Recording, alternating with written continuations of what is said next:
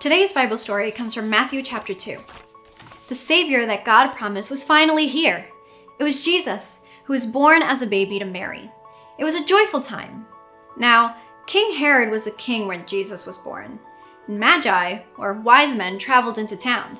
The Magi were following a star that would bring them to where Jesus was born. They knew the star was leading them to a very special king.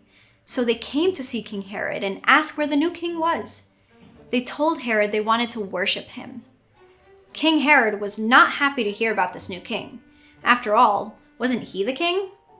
Herod asked some important people where the Savior was born. The people looked through all their books and records. They found out that God's promise was that the Savior would be born in Bethlehem. So King Herod sent the Magi to Bethlehem. He told them to let him know when and where they found baby Jesus. Herod told them he wanted to worship Jesus too. But this was not true. Herod was planning on getting rid of Jesus once he found out where Jesus was. The Magi continued following the star until it stopped over the place where Jesus was staying.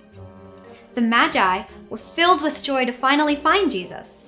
They worshiped Jesus and gave Jesus gifts. Don't worry, King Herod didn't find Jesus. The Magi got a warning in a dream that told them not to go back to Herod because Herod did not plan to worship Jesus at all. But the Magi were excited to finally get to worship Jesus.